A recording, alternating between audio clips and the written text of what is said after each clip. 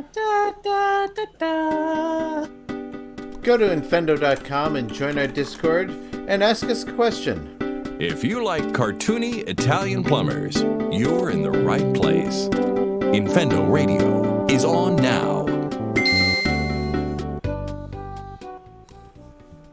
Hello, everybody, and welcome to Infendo Radio, episode 646, I want to say. Is that where we are? 646. You That got sounds it. right. Let's call That's it like 646. 3 weeks in a row. Well done. It sounds like I'm paying attention here. We've got a show for you tonight. It's gonna be kind of a weird one because this is the time of year when generally the orange blossoms bloom and the cactuses come out from their hibernation and E3 happens, but not really an E3 this year. Oh, yeah, I forgot that we're in E3 season. Yeah, and also we're a Nintendo podcast, and hadn't been a whole lot of Nintendo news, so we're gonna do the best we can to keep you entertained. And then we're gonna tell you about the games we've been playing. But before all that, I have a couple of lovely co-hosts here with me, just genuinely good boys. Starting with Justin, who's looking pensively at the computer screen. Justin, how you doing tonight? And where can we find you? I am doing pretty well.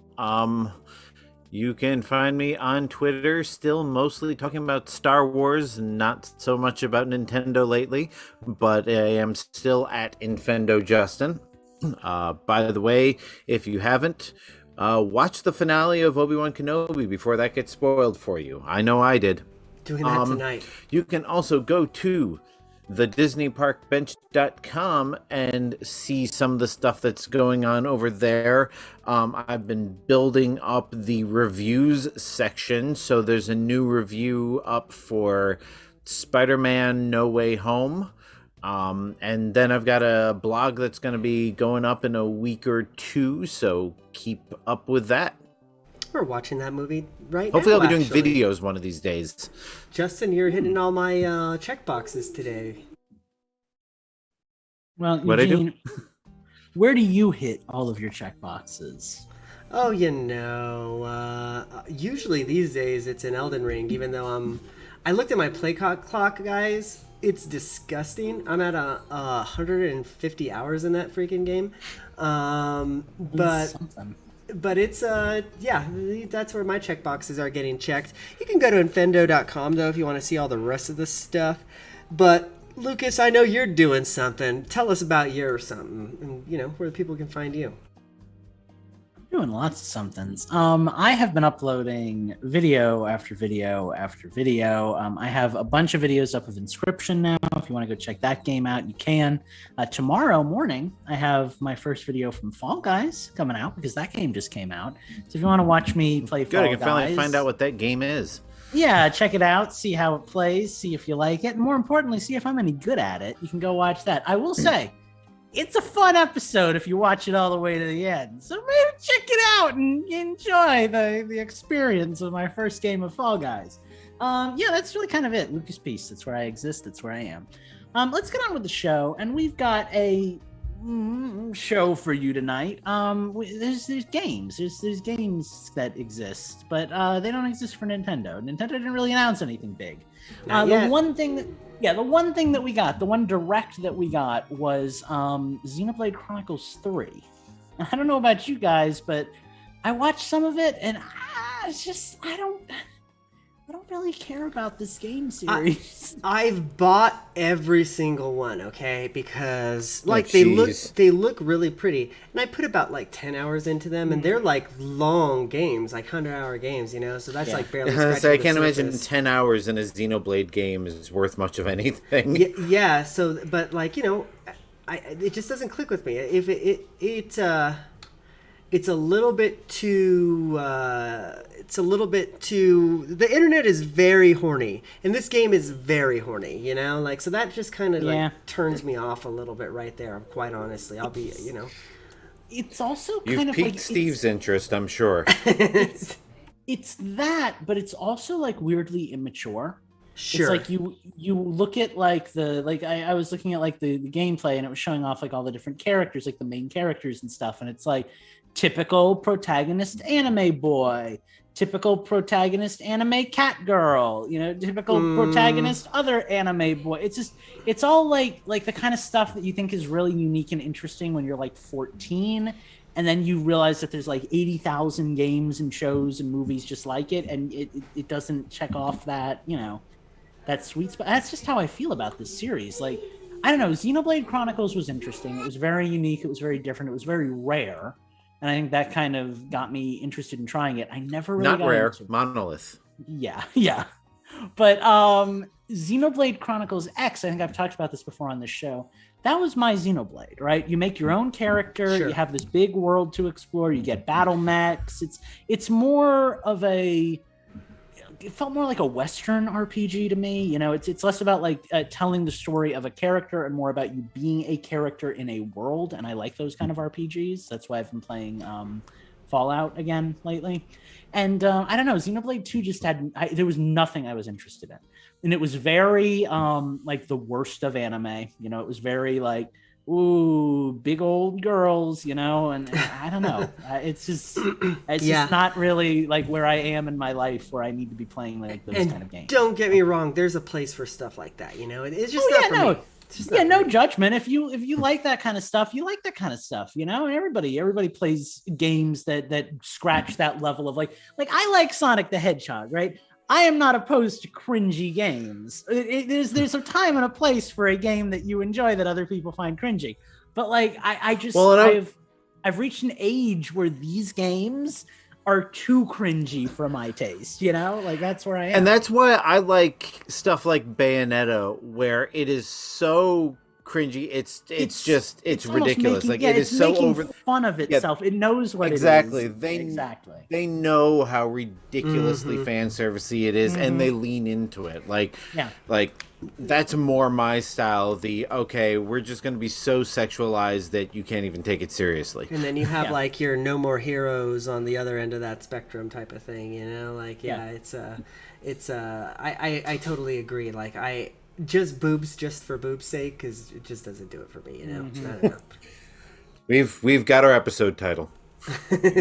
For boobs' sake. What else we want to talk about? That won't get flagged on iTunes or anything. I mean, that's pretty much, I think, Xenoblade, right? It was like what was it, like a 40-minute direct or something, like a 20-minute direct? It was long. I remember it was long. Pretty long. I think I saw one of them that was like 25, and I think it was cut down a little bit, but yeah. And nothing about it really interested me. Like I was looking for like because the thing about Xenoblade 2 that I found interesting was the sword people thing. It's like there's these people and their weapons, and you collect them, and they're in your party, and they're also like your sword. And it was like, that's a cool gimmick, like how the gimmick for Xenoblade X was giant robot, and the gimmick for the first one was like time travel. And I was like, okay, I'm looking for like the fun gimmick. And I skipped around a lot. I watched a little bit of this, a little bit of that, and nothing about it really grabbed me. Like the biggest thing that I noticed is they're really touting the fact that this is kind of an open world, which is different from the other one, other than, I guess, technically like Xenoblade X, but it's not that interesting to me. It's just like the characters seemed really boring. The classes were very basic. It's like, oh, you can play as the healer, you can play as the warrior, you can switch between the characters you control. I'm like, revolutionary, fantastic work. It's like, I don't know. I saw somebody on Twitter say something about like everybody on the internet either loves or hates Xenoblade and Fire Emblem. And I think I'm just in the camp of in the middle. I don't care. That's kind of where I am. I'm not I don't against hate these games existing. Yeah. They're not my game. Nothing about this excited me, nothing infuriated me. I like me a good Fire Emblem. Like, don't get me wrong. I'm firmly on the 4 camp for Fire Emblem. But yeah, I'm not against Xenoblade. I'm disinterested. Like, I've tried to get into it a few times. Every time I've ended up not really getting far. Like, kind of like Eugene said, right? Like 10 hours, and then you're just like, it's just not for me. There's better stories to be told, in my opinion, and there's more interesting like RPGs with more interesting mechanics to be played, and Xenoblade just kind of falls in that gray area for me. The other thing for me too is that... every time the Switch remake goes on sale, I consider getting it, the remake of the original Mhm. Xenoblade Chronicles. I'm like, oh, I could play this game. I heard it's really good. It's a Nintendo classic and all that. I'm like, no, it's just not for me. I'll be like Eugene. I'll put like maybe 5 hours into it and be like, okay, I've played it. Now I'm going back to Grand Theft Auto. Sure. Yeah. Yeah, for me too, the thing that I mean, I don't know. I wasn't gonna get the game anyways, but I'll be real. But like the knowing that there's a like a season pass type of thing with like waves of DLC, it doesn't like it. I don't feel like, oh, they should have put that in the main game. I don't really feel that, but it's like, okay, well, like let's get into the game first, and like maybe after the first month then you can like lead us into some DLC talk or whatever, I don't know. It just feels weird to me that we're talking DLC for a game that's like not even, See, go ahead.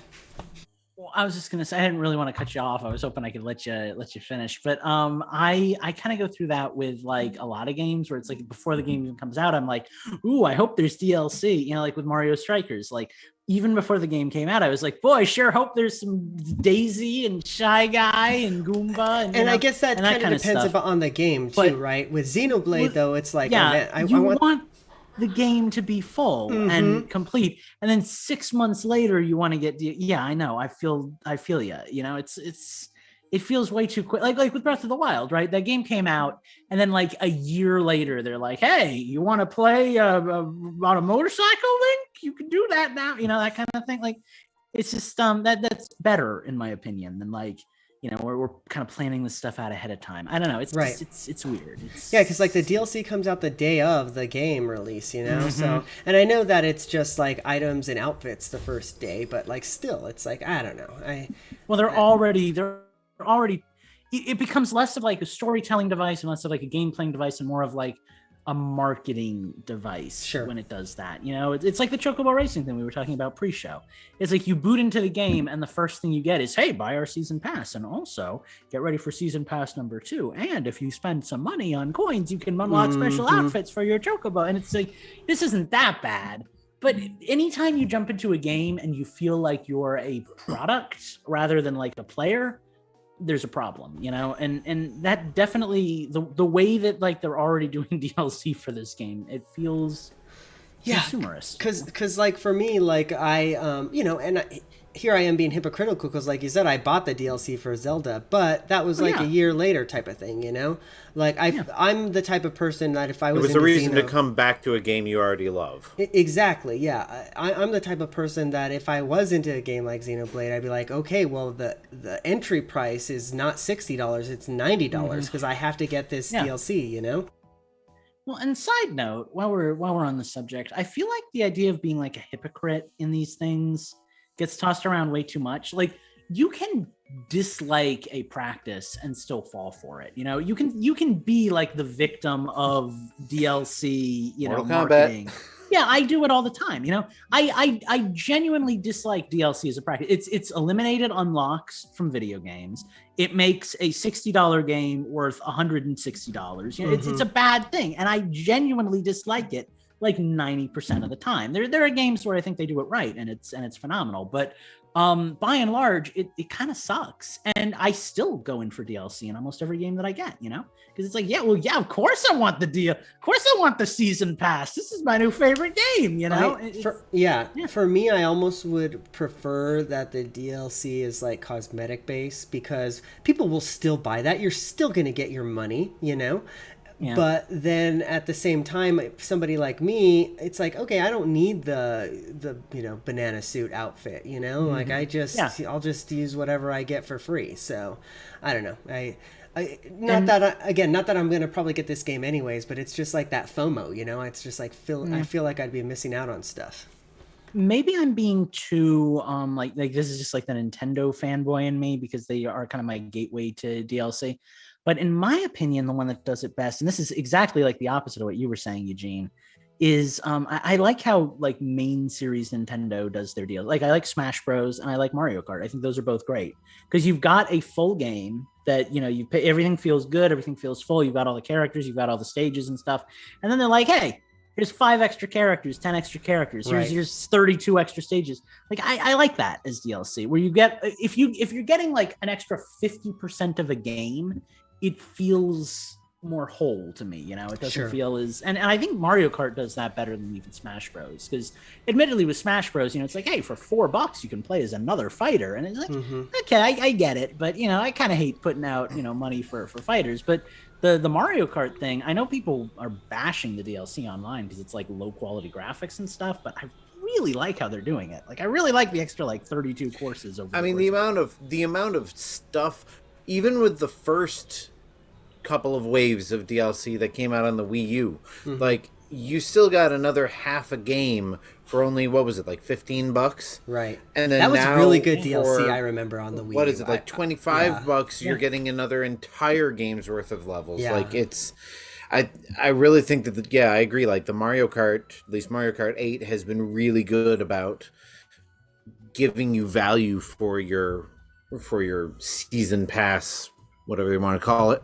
Yeah. So much for not talking about a Xenoblade much, right? Damn. I'd say for a game none of us care about. Yeah, I mean, I care that it exists because it's important for the Nintendo platform type of thing, but like, I just can't get into it. It's not for me. Yeah, I know. That's kind of where I am too. And I'm sure anybody here who's really excited for this game is really disappointed in us tonight. And I'm sorry, you know. Like we said, we don't hate the game. We don't hate you for liking the game. It's not our cup of tea, unfortunately, and we can't join you in your excitement for it. But I hope you enjoy it, because don't worry. I'm sure in a few months there will be a whole 2-hour-long episode about Pokemon. So yeah, exactly. That'll make you all happy. Well, but that's it. Like Xenoblade is a game that some people really like, and it's a very popular series. So there's definitely going to be people out there that really like it. And the fact that none of us like it doesn't mean that it's a bad game. You know, it's not like we're deciding that this game sucks and deserves not to be played. It's just, you know, none of us are interested in it. And sometimes that's kind of how podcasting goes. And I can see that it's not a bad game, you know, like I'm not saying that it's a bad game. It's a good game. It looks beautiful, you know, if you're into that type of play style, it's probably really fun, but it's just not for me, you know. So I've accepted, as much as I want to be the kind of person who can play a really traditional RPG, I've accepted that I am infinitely more attracted to an RPG where you get to be the character instead of where you're told who you are. You know, I like a game that starts with a character creation screen. If I'm going to play an RPG, that's how I want to play it. I want to be a character. I want to make my own choices. I want the story to revolve around the world around me rather than me. I don't want to be like, you know, admittedly they throw you into this role anyway, but I don't want to be like the chosen hero born in the village from the orphaned parents. And, you know, it's like, just let me be a guy in a cape with a sword and let me live my life. You know, it's kind of like my preference for old Grand Theft Auto games where you played as a nameless, faceless, voiceless avatar who was just given missions instead of you are this 50-year-old man who is on the brink of, he loves movies and he has a wife and his son is a sex addict and his daughter wants to be in a porno and his wife is sleeping with the yoga instructor. Are these all real plot points? This is all one character. Yes. This is all one character from Grand Theft Auto 5. And I mean, I guess we can segue into change the system as long as we're talking about Grand Theft Auto. Sure, might as well. Yeah, let's do it. But that is one thing I will say, that at least Grand Theft Auto 5 does well in that they specifically designed the 3 different characters to fit into that. Like, these are the 3 types of Grand Theft Auto players there are. So we created 3 characters with stories that revolve around it. So you've got Trevor. Fuck women, though, right? Oh, yeah, no. Complete women. mayhem. And not in Grand Theft Auto. Well, yeah. But, you know, you've got Trevor, who is your complete anarchist, sociopath, going to kill everybody. And they encourage you to do that because that's who the character is. And then you have... Michael, who's the really deep story, character-driven, plot-driven, character. And then you have Franklin, who's the rags to riches, the people who like that. So it is nice in Grand Theft Auto 5 that they do give you all of those things. But, like, Although most of my time this week has been spent playing Grand Theft Auto San Andreas, which is more story based than previous ones, Yeah. I do wish that we would, and we talked about this a couple weeks ago. I would probably have a lot of fun with Grand Theft Auto Online because it is that nameless, faceless avatar who just gets, just gets missions. But it does make me wish that we could get, like, even if they were just like, here's some DLC for an existing Grand Theft Auto game that doesn't require you to play online. Just something like that. Like, it would just be nice to be able to just start a game, be like, here, you're this guy, go pick up missions and do things, and we've got enough material here for you to play for like 30 or 40 hours. Wasn't but you don't Snoop have to Dogg follow like a story. DLC, or was that online?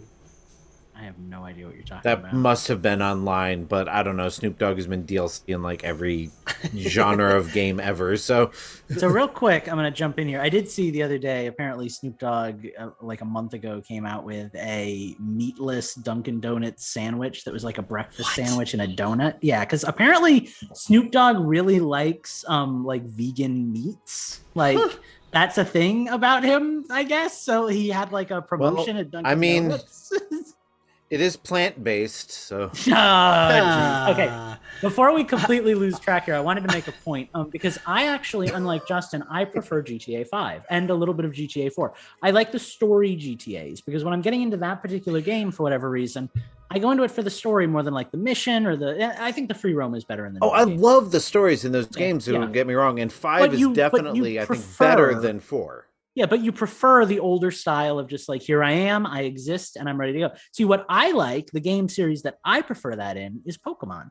I don't like how new Pokemon games are like, here you are in your home village, go into the forest with your childhood friend and encounter something strange. I like just starting Pokemon like Red or Pokemon Silver or whatever, and it's like, all right, go off and get some badges. I want to just be myself in a Pokemon. I don't want to be on an epic journey. I don't even really like the evil team gimmick anymore, like Team Rocket and stuff. Just let me go out and play the game. Like, I don't need all that extra stuff. I don't need the side quests. I don't need the plot. I don't need to know that the champion's daughter became a villain and went off to a meteor where she met a Pokemon who transformed her into a god. I don't need that. Right, I'm in Eugene's position now. Is this a for real plot? No, I made all of that. I made all of that up. None of that was real. Because let's face it, it very well is so ridiculous. It could be a real story. You are giving me a good idea for a new game we can play on this show, though. So, is it Pokemon or is it Lucas? Yeah. Yeah. All right, but anyway, Justin, tell us about the other games you've been playing. Yeah, so like I said earlier, I've been doing a lot of just like kind of booting up old games that I haven't played in a long time. So I played some Star Wars Racer. Haven't played that in a really long time. Manifold Garden I spent like 2 hours playing last night. That is a game that I haven't played in months, possibly a year.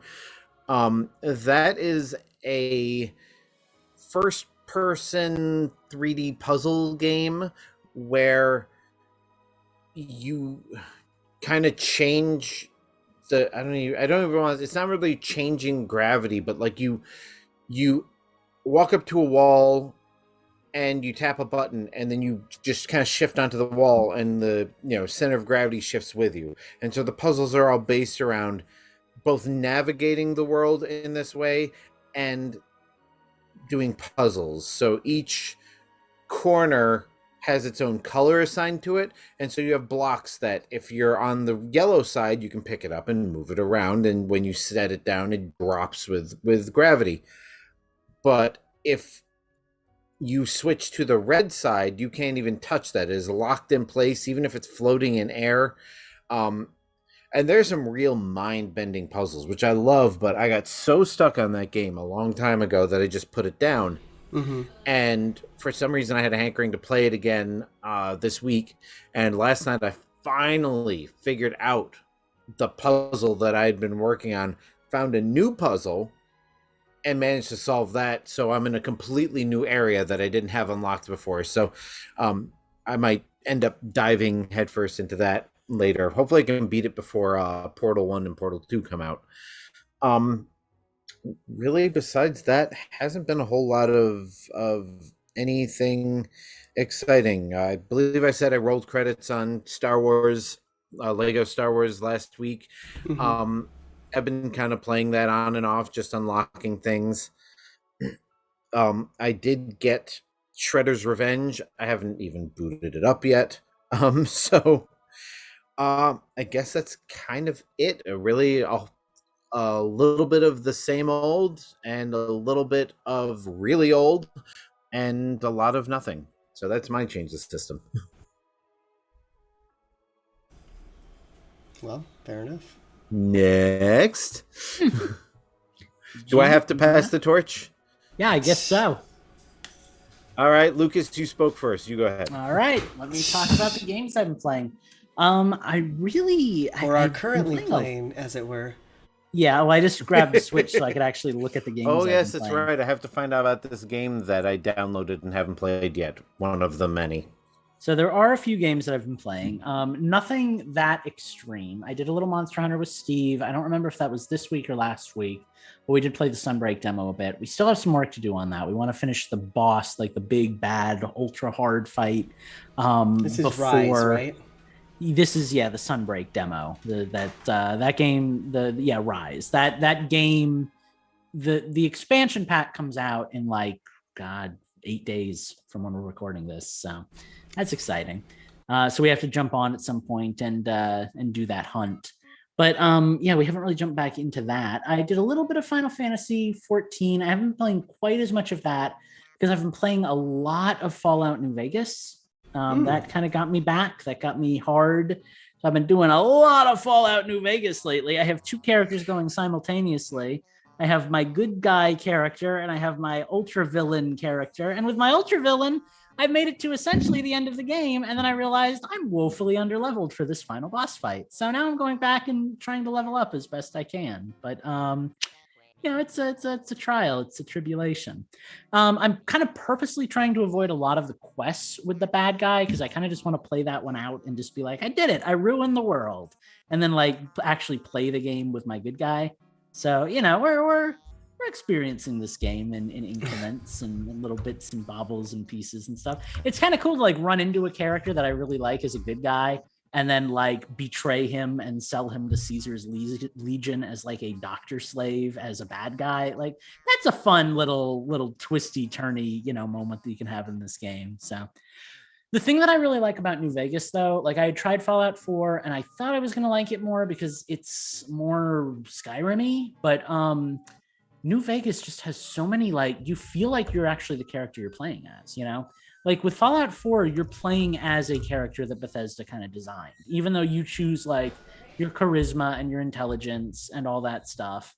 In New Vegas, you just have so much control. Is 4 the newish one, like the one that came out on like PS4 and Xbox One? I think you're thinking generation? of 76. Okay, which one is 4? PS3 maybe? I don't know. So is that the same generation as like New Vegas? Is that like the same engine?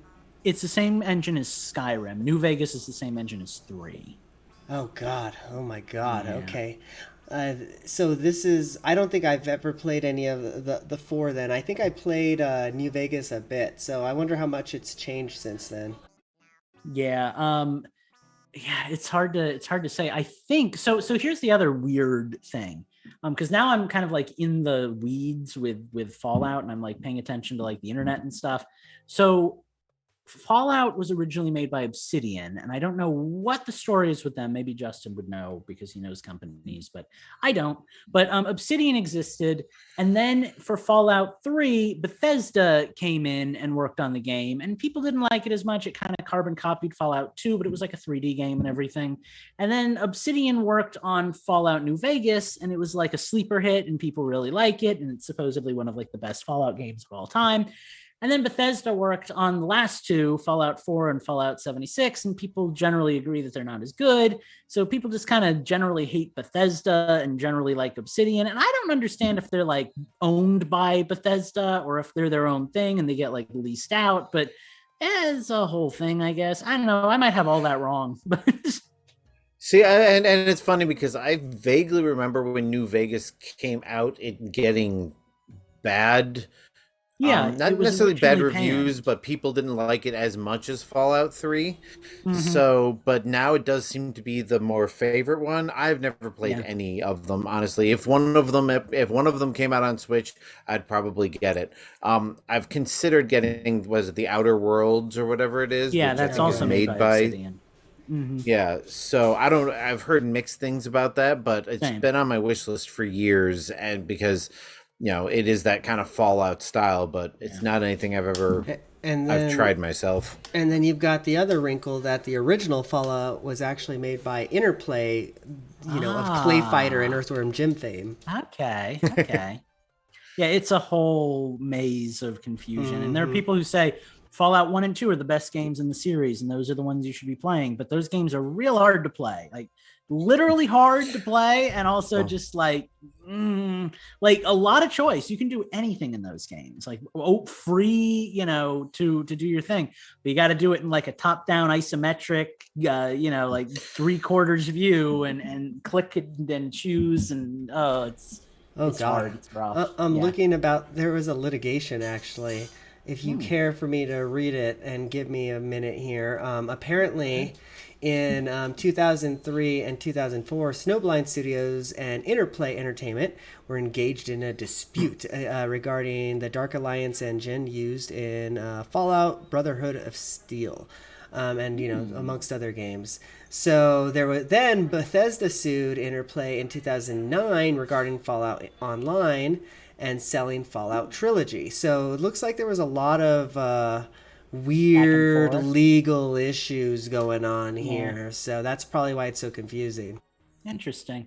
Yeah, well, all I know is New Vegas is a delight. Like, I didn't think I was going to enjoy it as much. I thought the desert location was kind of boring compared to like just an open like metropolis thing. But it's actually really like when you get to New Vegas, it's like, oh my God, there's lights and sounds and like how amazing this is. There's civilization out here. The fact that like your choices and how you approach situations varies based on like, are you good at bartering? Are you good at thieving? Are you good at talking to people? Are you good at lying to people? Like there's so many ways that things can play out. There's like 40 ways to kill like the first guy that you have to kill in this game. And there's all these different factions you can align yourself with. You can choose to screw everybody over and just become the god of this universe if you so desire. Like I love that kind of stuff. I love like that you can play this game like 20 times and every playthrough is going to be a little bit different. That's really cool. That's and something that you that's don't the get a kind of lot. thing that I love. And now you kind of make me want to play it, but I I'm think that not would be your kind probably of not going to series, play it on Justin. anything but the Switch. Yeah. So, Well, if you ever do get it, try New Vegas because from what I experienced with 4, it's very good for like a singular like first person shooter kind of open world exploration game. But if you're looking for more than that, if you're looking for like kind of an actual role playing game, I think New Vegas is probably your best bet. And The it's a little VAT, rough around the edges, but it's pretty good. from what I remember, the VAT system was really cool. I really Oh liked yeah. that. Yeah, where you freeze time and like you Hmm. target I body like that a parts. And, lot. yeah, it's cool. It's a cool game. That's the game that's been eating up the most of my time. And really, that's kind of the big one. The other one that I wanted to talk about a little bit, well, I guess there's two. Played Fall Guys yesterday. It came out on the Switch. It's free to play. I really, really liked it. I really liked it a whole lot. And I recommend anybody who's interested in a battle royale, who likes platformer games or Mario Party or anything like that, give it a try because I am a big fan. I had so much fun with it. And then I got Steve to play it last night, and he actually enjoyed it. Like he openly admitted to liking it, and he came into the game session in a really bad mood. So I was happy about that. That did it for me. So Fall Guys, that's all I'm gonna say. If you really want to see what I think about the game, go check out my YouTube channel because I have a 40-minute video of me playing Oh Fall Lord, Guys on there. Lord. Yeah. Big old game. The last game that I touched on that I also played last night is finally restarted Dark Souls after my game not recording and everything, and I actually recorded it this time. You got Steve to play with you on this? Is that what I'm Not hearing? in Dark Souls, Too bad. only in Fall Guys. But no, so I finally figured out what I was doing wrong too. When I got into Dark Souls, first I went up and I met some skelly guys, and they were way too hard. Then I went down and I thought I was in a good place, and I encountered these ghosts. And it turns out I do have an item to hurt ghosts, but they're big bad ghosts, and they stab you, and it's not the way to go. And then I found, God, what is it called? It's like Undead Alley or something like that, or like Undead Plaza, and it's very level appropriate, and all of the enemies are relatively easy to beat. And I haven't made it that far, but I found my second bonfire, so I'm feeling pretty good. Hey, yeah, you're like in the like castle-y looking area. Yeah, that's where you want to be. Okay, so there is a I'm gonna give you a hint that every Dark Souls player probably gets from somebody at some point. But anyways, there is a dragon that you're gonna see at some point. Have you seen the dragon?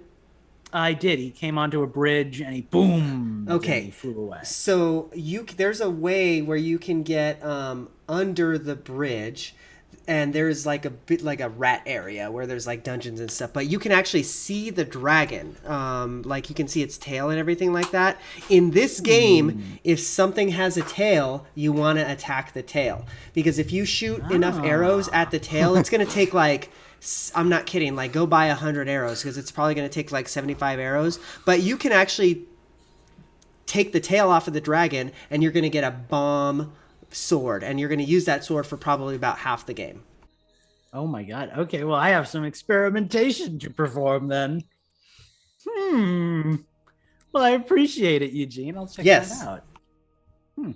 Yeah, no, Dark Souls is frustrating. Dark Souls is not a game that I sit down to. Yeah, it's not a game that I sit down to and I'm like, I'm going to have a good time and I'm going to win this game and everything's going to be great. It's pain. It's a painful experience.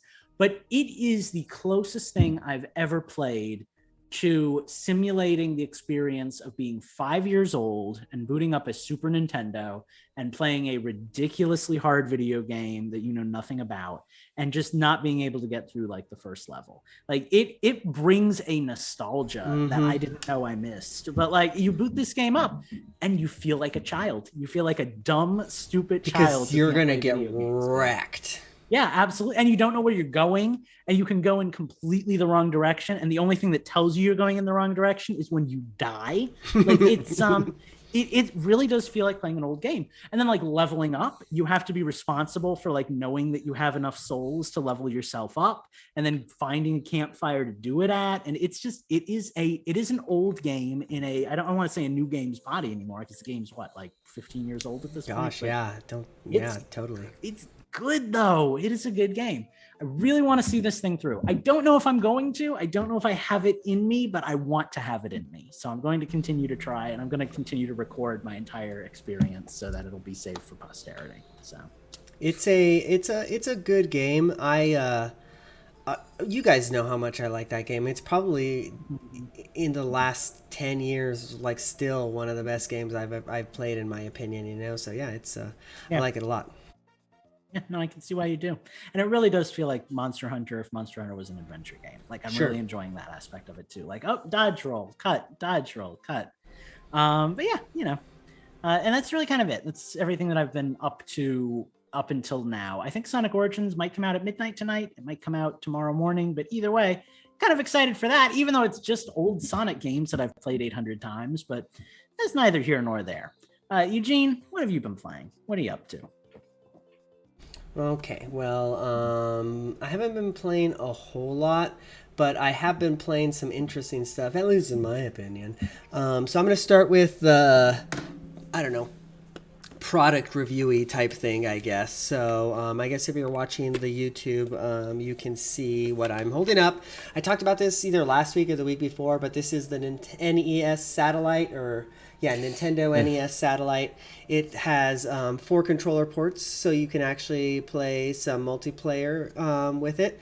And it has this little infrared port, so you can kind of play games with it, because if anybody like walks in front of the TV or like breathes, then you're gonna lose the connection type of thing. But it's still cool. So what did I boot up? I booted up Super Spike Volleyball / Nintendo World Cup, and played some soccer. some 3-player soccer actually, so that was kind of interesting. Couldn't get a fourth, but that's okay. But it was still fun. It was it doesn't work that well though. This thing, like I said, like it's big surprise. Yeah, because it's infrared. So like think what you're using for line of sight, and there's lag and. Yeah, exactly. Think what you're using for like your remote control, and think about how well that works if somebody walks in front of it, type of thing. You're like trying to like reach your arm around them to turn the volume up, type of thing. Well, imagine that when you're trying to play a video game, So I think that's why this thing wasn't all that popular growing up. They had a proper multi-tap where it was like actually corded. But I always wanted one of these things, so I got it on eBay for $20. It did not work though, so I had to take it apart and kind of reconfigure it. Luckily, it was just one solder point that I had to fix up, so it wasn't too bad. I wasn't sure what I was getting myself into, but I brought it back to life, and it's cool. Probably gonna put it in a box now though, but what are you gonna do? At least you had it. Yeah, exactly. And I used it. I can't judge. Look at how many weird controllers I've bought. Sure. I am going to take the batteries out of it, though, because I think that's why it broke. It was just, like, filled with battery acid, so I had to clean it up and stuff like that, too. But yeah, it was cool. It was an experience, and now it is over. The other games I've been playing are more of the same, quite honestly. Well, that's not true. I did play a new game. I'll save that for last, I guess. Let's get the boring ones out of the way. Elden Ring is just going to be my forever game. It's like it's like a cup of coffee in the morning, or like a warm cup of hot chocolate on the winter for me. Like I'm thinking about Elden Ring constantly throughout my day. It's like, man, I wonder because like there's just so many nooks and crannies. So I'm like, well, didn't really explore that part of the map. I wonder what's over there, type of thing. I'm just like thinking about it constantly. So I don't know. This is gonna be my forever game, even though I've beaten it. New Game Plus is fun though, because I feel like pretty OP, so that's fun. But that's Elden Ring. Not really much to say there. I have also been playing Mario Strikers. That game is super fun. You were not kidding, Lucas. The Galactic Tournament, or whatever it's called, is hard as hell. Hard as hell. Oh my gosh. Yep. I just finally beat my first, because what is there, like 5 levels to it or something like that? So I just beat the first starter level on Galactic Mode, or whatever it's called. It's pretty impressive, though. It's challenging, like really challenging. Yeah. Because I don't know if we have explained it or not, but if you've never played the game before, how the tournament works is you basically have 2 lives, kind of. So if you lose, you kind of go to like a loser's bracket, and you have a chance to get back in and win the tournament. If you win both of your games, though, then you actually kind of go in on an upper hand, and you have an extra life, type of thing. So if you lose in the championship game, you still have another go at it. But if you lose after your other go, then they're like, all right, hey, you want to pony up and use some coins? Well, I think I had to retry like 5 times. I did not realize that every time you retry, the number of coins that you have to spend doubles. No. So by like the 5th retry, I think I was like at 1,000 coins or something like that. I was like, okay, if I don't win this time, I'm just going to start the freaking tournament over again. And I ended up winning. Nice. But yeah, it's a fun game. I really enjoyed myself with Mario Strikers. I actually feel like I could go online and maybe hold my own. Not win. I don't think I could win, but I think I could like hold my own maybe a little bit if I played against some of those online people. But it's fun. Like it a lot. Yeah, good game. The last game that I'll probably have that by the end of the summer. It's good, and it's never going to go on sale either, so it's a Nintendo game, so it's not like it matters when you get it, type of thing. But the last game that I have been playing, and I haven't put too much time into it, although I feel like I'm almost done with it, is the Ninja Turtles game. It is free on Game Pass, so I was like, hell, I'll play a free game on Game Pass. And it is really fun, actually. it just bringing back all of the Turtles in Time or like the Turtles arcade vibes. It's got even to the point where if you they come out of the sewer, and if you fall down the sewer, you fall down the sewer and your little eyeballs like are there for a second before the eyeballs go down. It's even got all that same stuff, you know. So like it's not Konami, but it has like those Konami arcade vibes, like very much so. I do like the fact that you can multiplayer up with people. I did do that for the second level that I played, because I played I think like 4 levels, and I feel like there's like 5 or 6 because I feel like I'm nearing the end. But anyways, for the second level, I was like, hell, there's an option to team up. Let's team up, and it was quick and easy. Like I just got booted in, and there was 5 people playing with me right away. You know, it was really cool. So it is a fun multiplayer game. It's also fun solo. I think I prefer it solo because I don't know. I feel like I want to be the one killing all the Foot Clan. You know what I mean? And it's like, that was my pizza, man. Like, what are you doing over here? But it is a super fun game. If you've ever played the old arcade games, or you have a hankering for that, or even if you don't, if you just like want a fun beat 'em up, I think it's a really cool game. Especially if you have Game Pass, because it's free. Man, Game Pass is just like, I know this is a Nintendo podcast, but I'm telling you, man, Game Pass is the way. It really is. Yeah, I feel like kind of a sucker for having like bought it on the Switch, but I think the Switch is where I'm going to get the most play out of it anyway, because I can just play it in my lap while doing something else. See, I feel I'm really excited for the Cowabunga collection, because that's got all of those old games. But like the reviews for this were so great, and it just looks so nostalgic. I'll probably end up playing that tonight after the podcast, just to figure out what it's all about.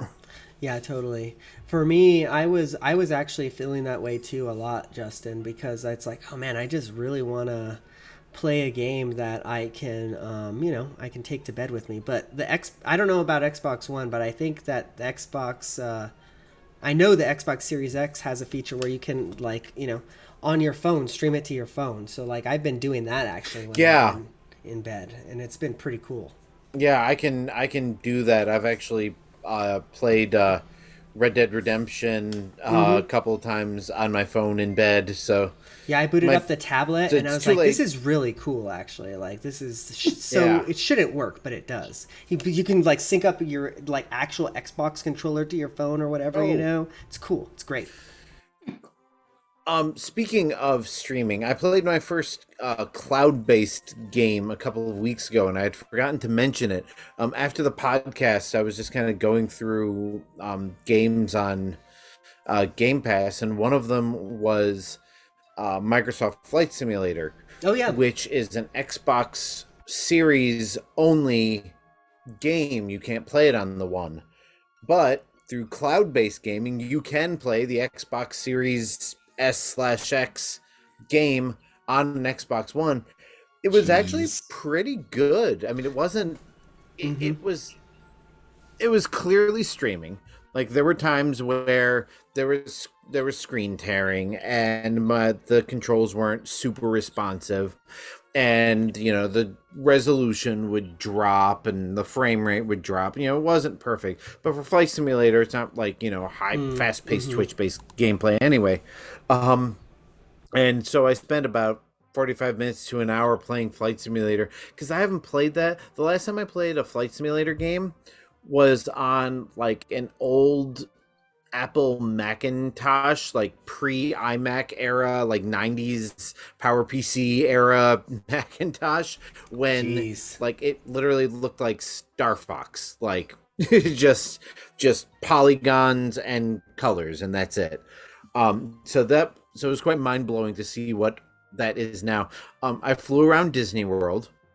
That's cool. For a long time. The 3D map for Disney World is way out of date. It still has like buildings and stuff that haven't existed for like 5-10 years, but it was really cool to do that. And of course, I'm flying around my old apartment building and flying down. Oh, there's There's the Celebration, and there's the Walmart I used to shop at, so that was kind of cool.